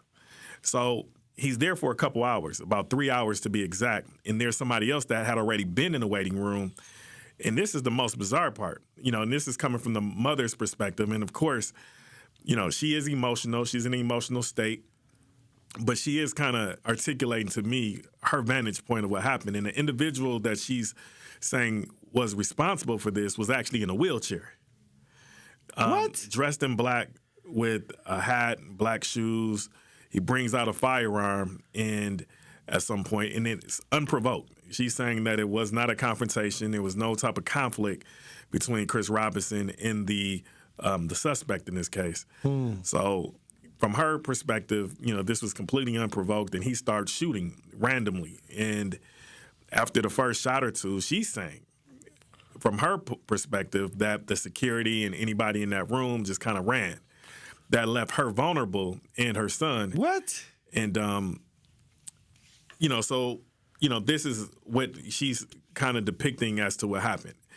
We do know that there's another individual who is completely unrelated to Chris Robinson who was grazed with the bullet. That's the second individual that was a victim. Right. So again, he was on the news yesterday. Exactly. So there's no real rationale that we have for why this person did this. We don't understand the motive. We don't have any idea what, as it stands right now, this was a random act of violence. And unfortunately... And they have him in custody, the person in the wheelchair. That's what they are saying. They're saying that person is in custody. And, we're just waiting. The family has not heard anything from law enforcement. We have not seen any video. So, of course, the family is, again, here demanding answers. And I think they're deserving of that. The mother was there. Yes. He had a hip injury. Mm-hmm. To some, they would say this is just kind of just wild to have happen in the community as far as like somebody's going to get help and dies in the city of Milwaukee. That's right. What does this say about the emergency room and the way it's set up? Was there any way this could have been avoided? He was in a wheelchair. Did anybody didn't he have to go through a metal detector? I mean, is there any precautions that could have prevented this? Well, what we all know, and I've unfortunately had to go through a lot of different hospitals, in my line of work, visiting with families and so forth, but I'm sure we all can attest to when you go into these hospitals these days, we all go through monitoring, firearm, checks. And the mother is saying that on the day in which she went, she had to take her coat off. They searched her coat. Right. They were very thorough with her. So as it relates to how an individual actually got a firearm into this facility is, unbeknownst to us. And I also want to address at this moment, there's a statement that was made. And again, the reason why I think that this is such an important case is because this could happen to anyone. We all have had to, go to a doctor or hospital for something, right? Even if you visited someone else. We all could have been in the same seat in which Chris Robinson was just a couple of days ago. This is nothing that he provoked. This is not a conflict. This is not a beef that he had with somebody. This is just him being essentially at the wrong place at the wrong time. So now when we see a statement that's released by Aurora that essentially says that, the threat is no longer present, in essence trying to say that, it's safe to come back to this facility. But I don't see how you can do that when you're not transparent with the public, letting us know what was the vulnerability to begin with. Until you answer the question as to how the firearm got into the facility, I personally would caution the public in their well-being being in that facility. Because in order for us to try to have confidence that you now have it together and that you have the proper security protocols in place, you must first identify this situation and how this gap in how an individual was able to get a firearm in a facility to begin with. So that's the starting point. Now, I've been over there to that side of the hospital where the emergency room is, and there's public safety vehicles back there. Many times there's police vehicles back there. That area has a lot of patrol going on. That's right. So when the shots was fired, the mother is saying that they ran. That's what she's saying. Wow. She's saying that the individuals that were in that room left. And like again, they left and they was trying to protect themselves. Yeah, they was trying to get out of there too. But ain't they security? Like, ain't they like the people that's they getting paid to secure? Yeah. But when it got real. When it got real, that check wasn't enough. Wow. I mean, I'm just saying, like. Yeah. I mean, and again, I salute individuals that's in law enforcement because part of what you sign up for is to protect and serve. You are risking your life for the well-being of the community. So that's an important role and an important function that, I have a lot of reverence for. But, as she describes it, it don't sound like the people, was in that operating that capacity when it got real. And I just want to circle back to when you go into that facility, they have the no firearm signs. They actually have a sign that is on the ground that pretty much says, there's going to be monitoring. You're going to be subject to monitoring going in. So what happened, where this lapse occurred, I'm troubled by, and it doesn't take, and one thing about it, in my line of work, I don't like excuses. Like, I'm going to get to the bottom of it regardless. If we get into litigation, I don't like all of that. I respect companies who stand up and say, you know what, this happened. This is a mistake. This, we are going to do whatever is necessary to ensure this doesn't happen. But making excuses, trying to put a rug over it when I'm just leaving a hospital, witnessing a 40-year-old man on life support, Wow. I mean, it they don't came to the hospital for a hip. Yeah. For his hip something was going on with his hip, and he came in there with a hip issue and left on with life. a brain issue. Oh, wow. Came with a hip issue and now is leaving with a brain issue. That's the reality. And when I'm actually in a room looking at somebody who I understand what the probability of his life is, when I understand that this is a person that was at MATC, that was supposed to pick up his gown, cap and gown the next day, getting ready for graduation. What? Those are the type of things that just kind of trouble me even more. So that's the reality of when corporations make poor decisions and they make cheap decisions instead of ensuring that there's quality security on their premises. He was supposed to be graduating from MATC. Yes. All right, when we come back from break, I want to peel that back a little bit in the story because that's a twist in the story that we haven't heard about this young man that was shot in the emergency room, a situation with Aurora Sinai in the emergency where two people were struck by gunfire and one is now on life support. Then the other was on the news the other day and he got, I guess, a scar across his stomach or on the side of his stomach from the bullet. But we have a situation where the family called you, Attorney B. Ivy Lamar, to look into this. And many times families call you to do this, in the city. And salute to you for answering the call. But once again, a situation where now I'm finding out that Christopher was actually about to graduate with a degree in business. That's right. Yeah, Christopher, his mother is, just telling me how excited he was and that the next day he was supposed to go get some alterations done and get fitted for the cap and gown. Oh, wow.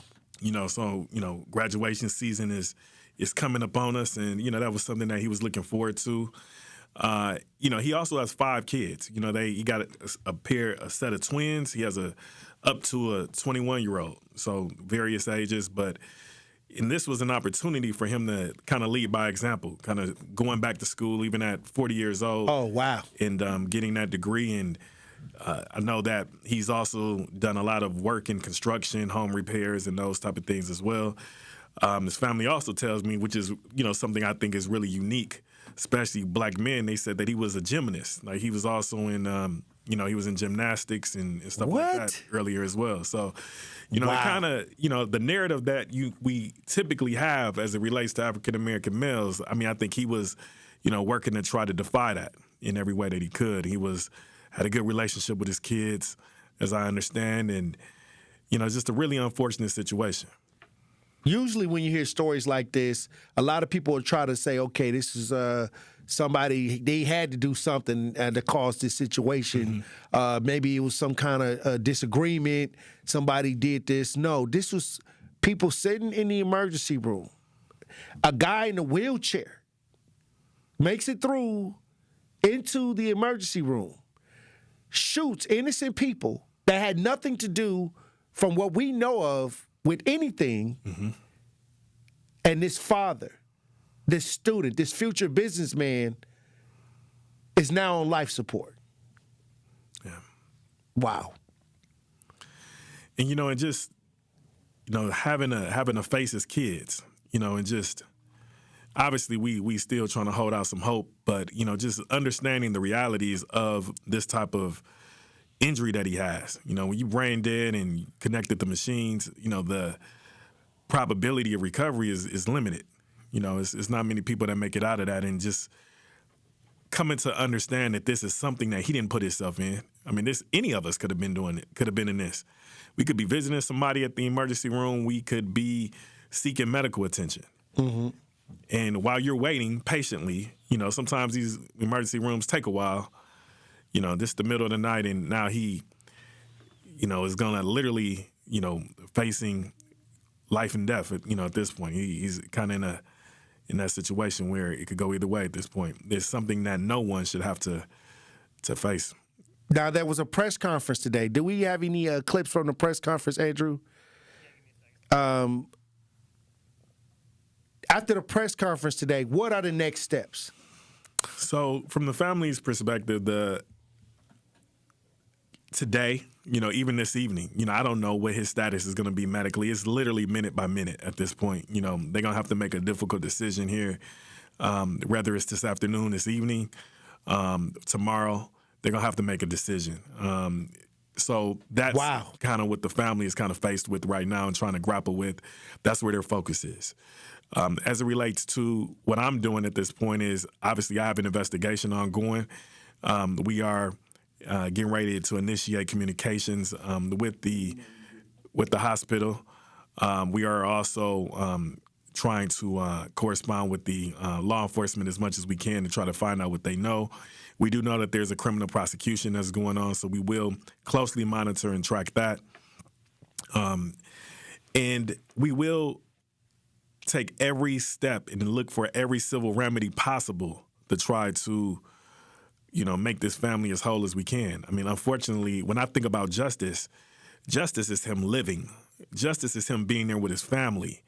But when we look at the system that we have, we will try to do everything we can to try to make them as whole as possible, given the circumstance. But so that's where we at with it. We will be aggressive in holding these corporations. That's what I do, and I will definitely be steadfast in pursuing that.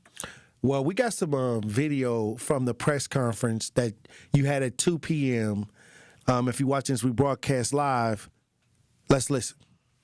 Specifically, so it's just mind-blowing as to how a firearm got in just, hours before, this situation happened. Have you or the family heard from Aurora at all? We have not heard anything directly from Aurora. What are you waiting for legal action or options? Well, the first thing is we are at the initial stages of our investigation. We intend to, pursue open records to get information known to law enforcement as it relates to the criminal prosecution here. I will tell you that, the most critical aspect of this right now is the dire nature of Christopher's condition. All right. Here we go, Lamar. And these things don't resolve overnight. Nah. The unfortunate thing about, our system as we seek and pursue justice is that a lot of these things take years. So, a lot of times seeking a civil remedy can a lot of times stall as we await the criminal prosecution. Mm-hmm. I got cases here in Milwaukee right now that are now going on 6 years. Right. And we still fighting, trying to reach a resolution. So, unfortunately, these things do take time to play out, but it's important work that we do and in an effort to try to ensure that these hospitals, corporations preserve the rights of the underserved. Well, as you continue your journey with dealing with a lot of the tough issues in the community, I commend you because, this is a part of the advocacy. No, Many absolutely. times people don't understand. It's not a quick fix. This is a battle. These are these are time-consuming ideas that take maybe years to try to complete. No, absolutely. And it's important. You know, when we think about, you know, Black life specifically, any life, you know, we got to make sure that we are preserving the integrity of our lives, whether that be from law enforcement perspective, health care, whatever the situation is. Individuals who violate need to be held accountable, and that's what we intend to do. Well, also, a quick update on the canine situation, because I know that was on the news a while back. The family got some kind of relief from the dog being biting on the girl's ankle at the mall. You know, that was a wild situation. They love to call you for these situations. And so you're trying to get me in trouble. No, I'm not trying to get you. I'm not trying to get you in no trouble. We did get it resolved. Okay, I'm just saying we got it resolved, and everything is confidential. Okay, well, we ain't gonna. You know, that's enough said. And I hate to say this, but this happened over some chicken. All of this over some chicken. But I do want to get to the situation of the woman accused of killing a man during a food argument. It's a lot that went down over this past couple days. But when you hear that somebody lost their life over arguing about food, was it really necessary, Truth Nation? If you're watching this rebroadcast live, we got this story. This is a wild story. I'm going to need y'all to tune in. If you're watching this rebroadcast live, we got video. Let's listen. 2927 North 22nd Street. An emergency dispatch early last Saturday morning sent police to this Milwaukee home near 22nd and Locust. Investigators say a woman shot and killed a man inside, then ran away. Prosecutors say that woman was 41-year-old Bonnie Blackwell. It was around 12:30 in the morning. Court records show the victim, 63-year-old Charlie Collins, went to the porch to get food from a delivery person. A witness in the home says soon after, Blackwell came out of her bedroom and got into an argument with Collins. The witness says Blackwell then got a gun, shot Collins, and bolted out of the home. Later that day, investigators say Blackwell spoke on the phone with an inmate inside of the jail. Prosecutors say she confessed during that recorded call to killing Collins, saying, quote, "I didn't have no choice. Like, he disrespected me with his mouth. He had me, expletive, up, and I didn't have no choice." Police tracked her down 3 days later in West Dallas and arrested her. During an interview with detectives, she said the fight started after Collins claimed somebody stole his chicken. Blackwell told police she saw Dr. Pepper soda sitting on the porch, but denied stealing the chicken. The two had words. She initially claimed Collins came at her in the hallway. She backed up, and the gun went off. But court documents say she later admitted to shooting Collins in the back while he walked away. Investigators say she later sold the gun to someone for $200. Okay, so, and I hate to say this, but this happened over some chicken. All of this over some chicken. A life was lost over somebody confronting somebody over an order that contains some chicken in it. Now, we had other stories that I don't know what's going on with this chicken, but when I think about how people acting, I got to go back to that movie that they cloned Tyrone. And where they was eating the chicken and the chemicals was in the chicken. Like, I don't know what's going on, but ain't no way this should have escalated to death over a food order with chicken in it. This don't sound, it just sounds like you living in Grand Theft Auto. You know what I mean? He disrespected her. He had her messed up from confronting her about probably eating the food. Shot him in his back. I don't know, Truth Nation. Somebody help me out.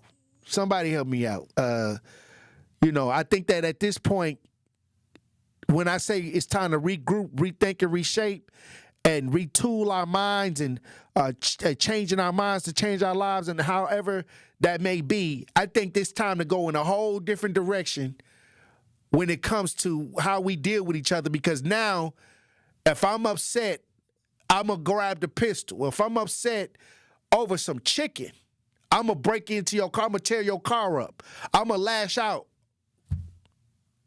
See, it's time to hit the reset button. Too pretty to pay bills says, yep, a gentle answer turns away wrath. A gentle answer turns away wrath. Aaron Crockett says, chicken, the cheapest meat. Chicken is the cheapest meat. Sir Chun says, oh, wow. He had her messed up, but now her whole life messed up. It's crazy. Josh in the chat says, it will be a lot of these conflicts happening all year, including road raging, even worse. And Whitney's words, you better lay low. Oh, wow. Truth Nation, I'm gonna tell you this. The last couple days, it's been a lot of ridiculousness going on. And I'm going to say this. We got to open our eyes to the fact that it's time for us to take our time and really kind of horn in on these situations and say, none of this is worth it. I'm not going to contribute to this mess. You got to make a pledge that you're not going to contribute to what's going on. In the studio, we got Eric Shake James in studio and Alexander John in the studio. Look, these brothers, I don't know, every time I get around these brothers, my creativity go up. You know what I mean? Oh, I love to hear that. The minds, when the minds is in the room. Yeah. Now, what y'all up to? Because Shake, I know you got a shoe dropping. Yeah, soon. 414 Day. Yes, sir. You big on 414 Day. That's your day. Yes, trying to represent for the city. Every year, you come out on 414 Day. What? Can we get a sneak peek? Can we get it? Can we hear something? Like, give us at least something to go on. Tell them a little bit about it. They can see that sneak peek on Shake's page right now. Okay. You could actually go to his page, Shake JMJ, right? Yeah. Yeah, and you could also see it on clicks. So there's some sneak peeks out there. You know, we're giving you the visuals so that you could think. You know what I'm saying? We want you to think because we went deep on this one. Yeah. Okay. This one is really for the city in a way that no other area code could do it. Shake took it there. Look, let me tell you something. I am so excited because, like I said, anytime you can get big branding ideas in the city with the people, it's just a great look for the city. But not only the city, but for black people across the country. Man. Yep. So, hey, y'all making history right now. Yeah. Shake Up the World is the concept that we came up with. When I started working with Shake, I'm just like, naturally, that's what it needs, because Shake is one of the first people I've worked with in sneakers that has the ability to be touched by the people for real. Like, he's not so high up on the food chain that I can't go into schools, can't go in the hood, get bikes to the babies. And then he's out here doing the stuff like, you know, with the brands as well. So he's got the high-low effect. So I was just like, man, listen, that type of thing being marketed and seen now will shake up the world, because that's what we need. Why is it so important for you to get the people right here at home involved with your mission? Because some people, they'll get in these big branding ideas like Adidas, and they'll be like, look, I'm finna just throw this out here. Why is it important for you to get the community input, the community action involved in what you're doing? Because I feel like community run the world. You know what I'm saying? I feel like we're in a time where we going to all need each other. You know what I'm saying? Even like out there, right? You got the Peruvian spot next to the chicken spot, next to the popcorn spot, because they all need each other to exist. And, you know, like, and I just want to keep on, you know, representing for the city and put on for Milwaukee. I feel like Milwaukee's dope, you know, great city, severely underrated. And I feel like we just as cool as New York, L.A., all them other cities. And I feel like we deserve our own shoe, just like those other cities will have. You know what I'm saying? So I'm going to keep doing it. Powerful. Look, Alexander, you do a lot of design. Mm-hmm. I don't know if you can give us a sneak peek at or some type of idea of what's coming on 414 Day. Yeah. But give us a little something. We on Truth Nation. We need a little something. We need a little truth about it. Yeah. I'm gonna say this. This shoe, Shake has had people come to Milwaukee to experience 414 Day. And we've seen it consecutive, with all his shoes. And then his shoes have always been speaking directly to Milwaukee. So it's not like these people are coming here for a shoe that is found everywhere. Right. I think this authentic. Exactly. This pack is going to bring you to Milwaukee and let you experience, even if you're not here, what it's like to be here. This is the first time this is going to happen in sneakers. To me, that's what art is supposed to do. Mm-hmm. Art is supposed to bring you to the world of the artist, not look like 50,000 different things that's going on. Exactly. So the most unique artists always make sure that people know their signature of their culture or where they was from, like as a staple. Exactly. And that's what I see when Shake presents me a shoe. Yeah. And he says, I got Lake Michigan on the tongue, or I got Summerfest right here, or I got 414 on the back. It's look at the shoelace.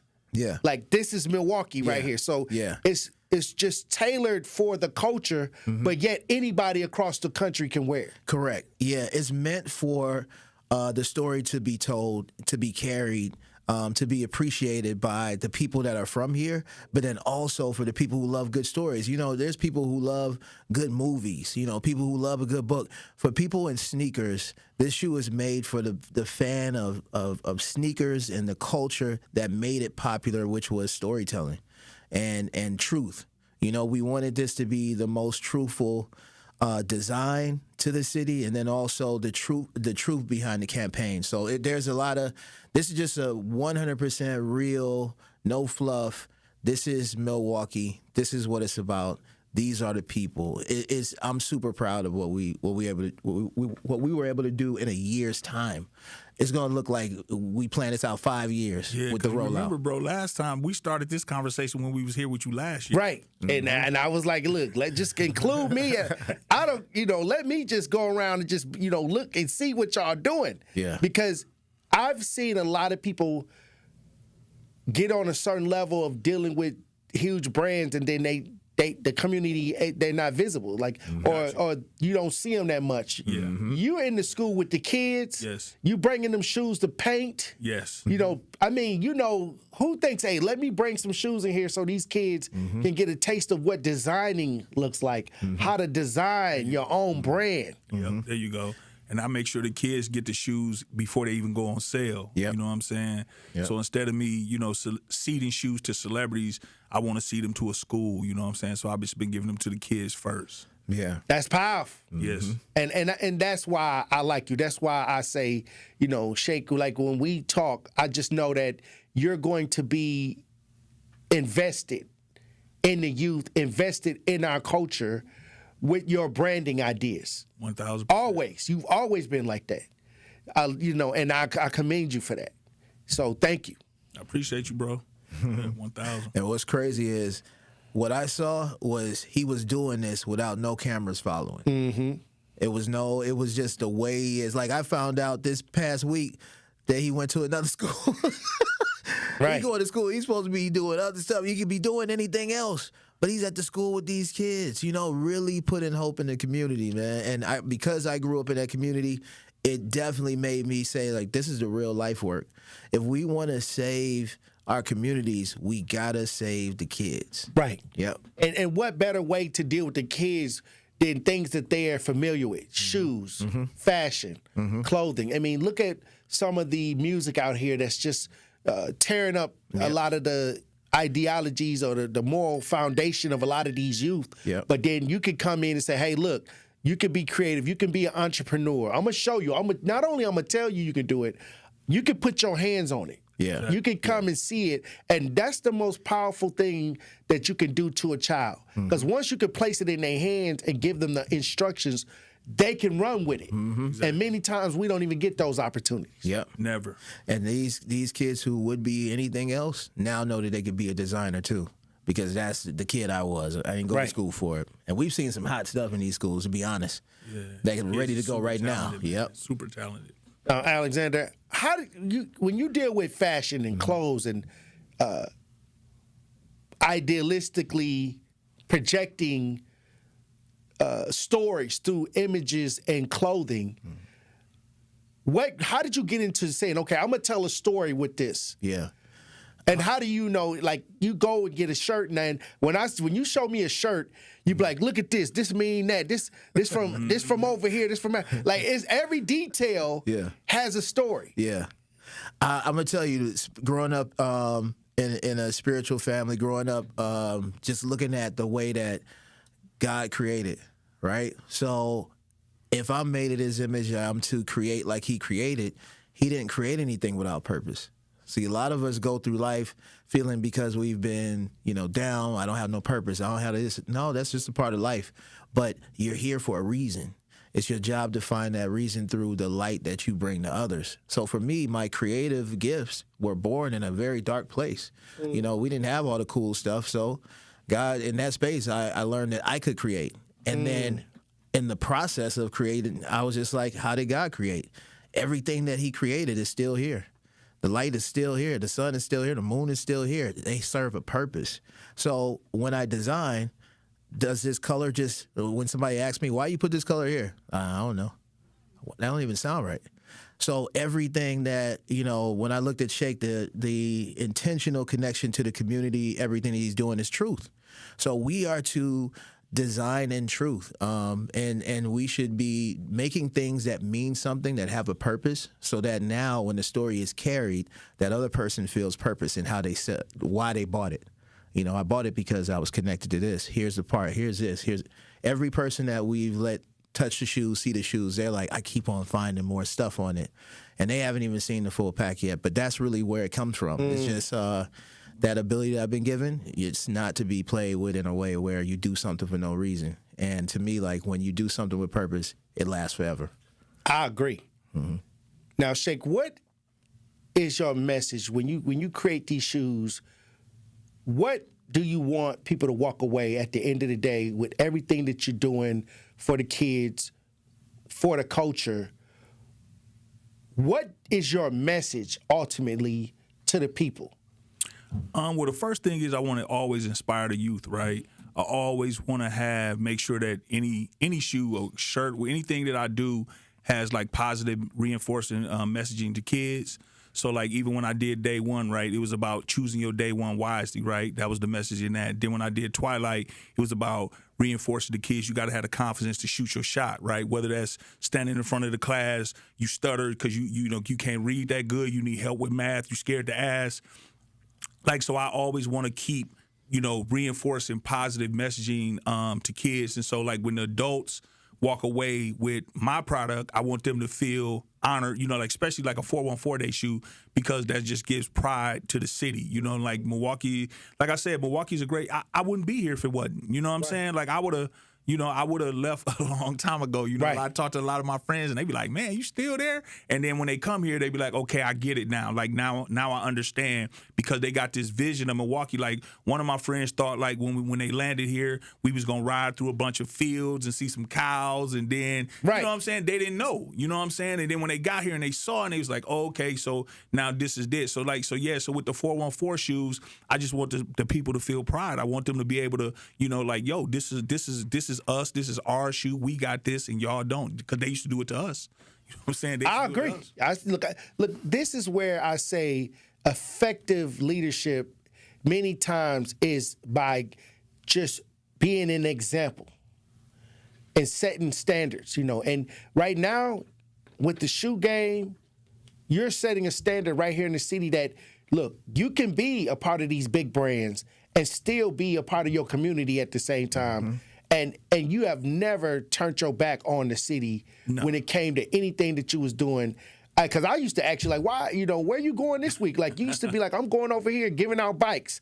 I'm going to go over here and I'm going to deal with these kids at the Boys and Girls. Like, you always stayed consistent from the time I met you to now, and to me, I can commend that because most people, like I said, even in my position, a lot of people would not get in deep into the community where the most where they need us the most. You know what I mean? So that's what I always say. That I that's why we get along. You know what I mean? Say that. I always say I like to be where the need is the greatest, man. Yeah, always. You know.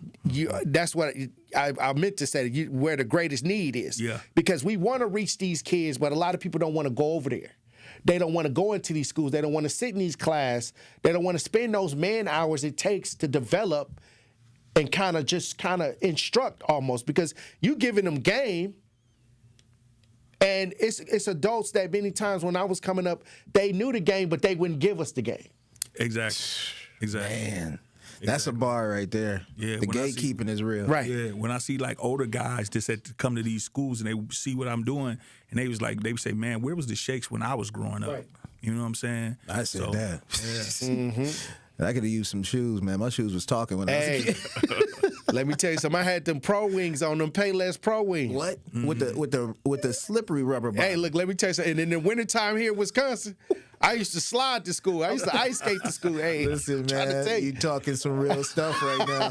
I tell these kids that rubber wasn't real on them things. Hey, well, like, how can people keep up with what y'all doing? I mean, what website, what social media pages y'all have? How can people keep up? The best way is to follow J Academy to see. That's kind of like that's where I kind of highlight all the community work that I do. So if you want to know when is the next back to school drive or when we giving the bikes for Juneteenth or whatever, I mean, yeah, it is for Juneteenth. That's the best way. So J Academy, at J Academy on Instagram, and then the website is jacademy.com. And if you want to keep up with me, it's at Instagram. My Instagram is ShakeJMJ. Also, you got the shoe store. You got stores. Yeah. Give us that too. Come on now. Oh, I forgot about that. They can come and service. We were just saying you did your homework. We got to do. We got to come by and help you out. Yeah. So I got the store in Shorewood called Clicks. We open Wednesday through Saturday 11 to 5, and then I got a new store. Sneaks that'll be opening at 1320 East Brady Street, and that'll be opening to celebrate the launch of the 414-day sneakers. So that's where you will be able to pick them up at. And then lastly, I'll be launching my own clothing brand probably in June, and that's for so 100% of those. So I run into a lot of people that say, man, I want to help out, man. If I would have knew, I would have gave you some money to get a bike, or I would have. Right. So now, when I launch this clothing brand, that's going to be your way to contribute, because the 100% of the proceeds from every shirt, hat, sock we sell, it's going to go right back to J Academy, and then we're going to continue to use those funds for the back to schools and the adopt a families for Christmas and the tutoring and the phase for grace and all the other stuff. Oh, wow. We're doing there. Yeah, we're doing a lot, man. We're doing a lot. And you also have a day in the city as well? Yes, sir. April 12th. April 12th. Hold on. That's coming up next month. It's coming up, man. What we doing on there? Okay, here we go. We can't give I guess we got to follow you on Instagram. Yeah, I guess we can't give it all away. We can't give it all away. Not yet. Don't give it all. We ain't trying to get no sauce away. Look, we just trying to get a hint. So we can leave the date open. Yeah, leave it open. Okay, so you can always say to be announced. Yeah, TBD. TBD. Well, hey, look, I appreciate y'all for coming through as usual. Y'all continue to do the great work, and y'all got my support. Like I said, everything that's helping the community, helping the youth, helping those that need to have this information, need to be around positive energy. I'm all for that, and that's all I've seen from everything that y'all have been doing. Yeah. Appreciate that. Alexander, anything you want to say before we run the break? Man, listen, find me at Alexander John Design on IG. You'll see all of the cool stuff, little storytelling behind what we're doing. I get to do a little razzle dazzle from my lens as creative director. Yeah. Hold on, wait a minute. Now, hold on. Since you said that, you over in Atlanta, right? Yeah. And you come to Milwaukee. Yeah. Okay. Yeah. So what's the difference that since you've been here a couple times? Yeah. What's it because Atlanta is like a hub for entertainment? Absolutely. So when you come to Milwaukee, what do you see the most? What sticks out the most? So what sticks out the most is that there's this unexpected connective tissue that brings everybody together. There's a humility here and a willingness here to work together that creates this fabric that's unseen. And I really want to expose that. Like, it's like when I first moved to Atlanta, I wanted everybody to see that black people there were working together. And I think for me, when I came to Milwaukee, I was just like, it's the same thing here. We just need more of it, you know? That's really it. It needs to be exposed. And how you get more of it? You got to expose it. So, you know, coming here and seeing this plaid, it's a plaid here, you know what I'm saying? A real fabric made from good people, hard work, and willingness. And I think that was and listen, there's a lot of good food here too, which I'm a foodie, so a lot of good. They say, look, Keith Lee said, hey, Milwaukee is a gym. No, it is. It's the truth.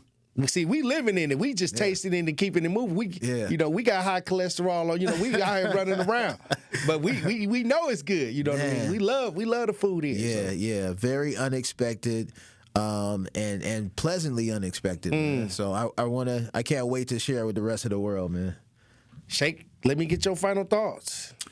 Man, just want to continue to inspire the youth, put on for the city, man, and make Milwaukee, make people see what it really is. Like this next thing right here, this is going to be global. This is not just going to be a Milwaukee thing. This is one of those stories that is not going to come and go. This is going to live for the entire, this going to live forever, man. This is going to be big. I promise you. I ain't going to say that y'all about to make a movie. Y'all about to release some, the movie coming soon. It's powerful. It's powerful. Something coming. Yeah, something coming for sure. Well, look, I appreciate y'all for coming in the studio. Hey, look, we anticipating now. Any drops, anything, it's right here. Yeah. We want to make sure that Truth Nation understands the movement is real. And we salute you. Yeah, I'll be at that school, and then I'll be right here afterwards.